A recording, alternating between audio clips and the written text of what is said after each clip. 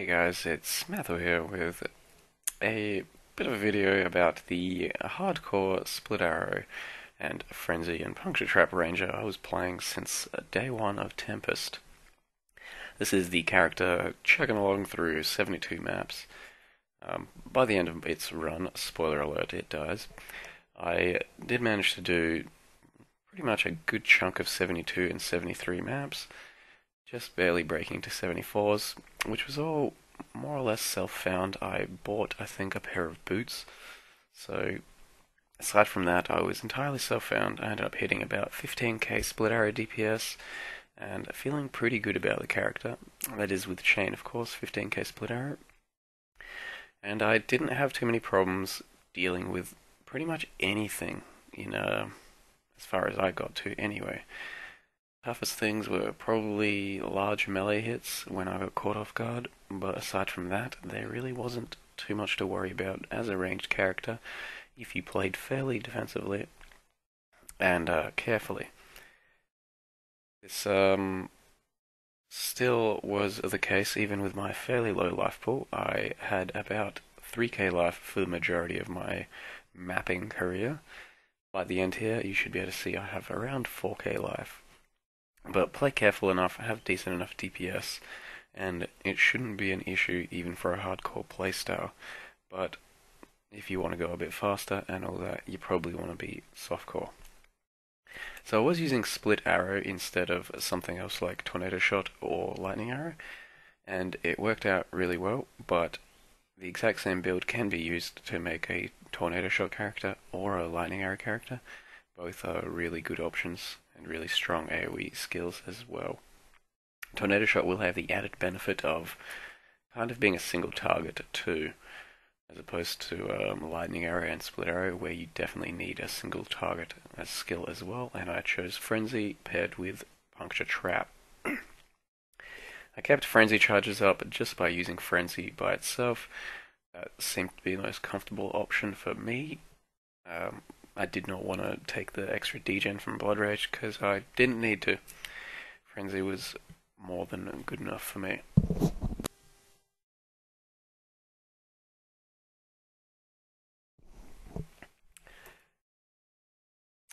I was staining power charges by using Assassin's Mark, Curse on Hit, and Herald of Ice. That's the reason I'm using Herald of Ice over Herald of Ash. On top of that, Herald of Ash does not give me that much DPS. It's about the same amount of DPS as Herald of Ice gave me, just because my weapon was fairly lackluster and did not have much fizz to begin with anyway. So definitely can use Herald of Ice, can use Herald of Ash if you really want, and you don't want to sustain power charges that way. But Herald of Ice will keep up your power charges pretty consistently throughout map clears. Of course, on heavy single target bosses and all that, you will need an ulterior way to get power charges, and I just plain did not do anything about that.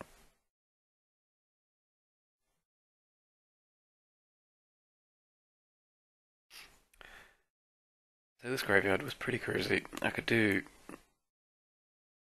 graveyard bosses without a problem for the most part, as long as it wasn't too hard. These bosses, this was a really tough map because it had like 10 properties on it, and they're pretty scary. I would probably die to almost anything that these guys do, so it was kind of a scary map, but still doable. Just got to play carefully and play around what they do to you.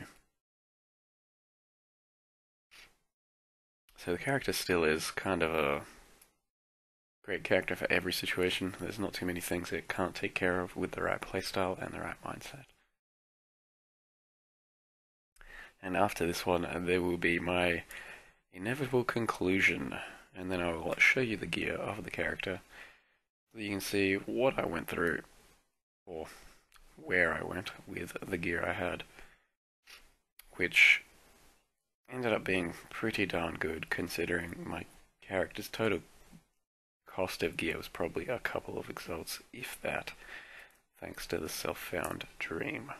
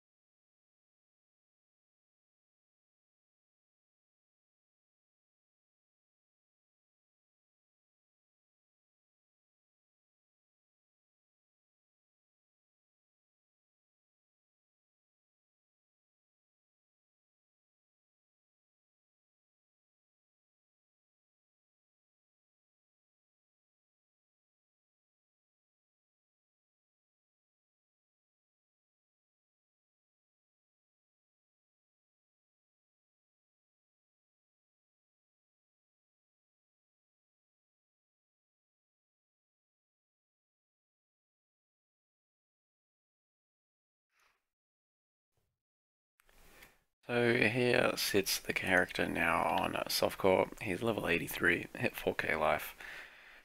This is the bow I was using. It's about 200 DPS. Crafted it myself and it was fairly average. Gloves, some high life, accuracy, double resist. Helm with high life, some good resists, and some evasion. A quiver. The most important thing on a quiver for me would be life and crit multi. Crit multi will scale your damage the highest out of any other mod. Aside from that, crit, accuracy, attack speed, fizz, that's all good stuff. A belt with some good resists and some life. If it can be a rustic, that would be preferred. Boots.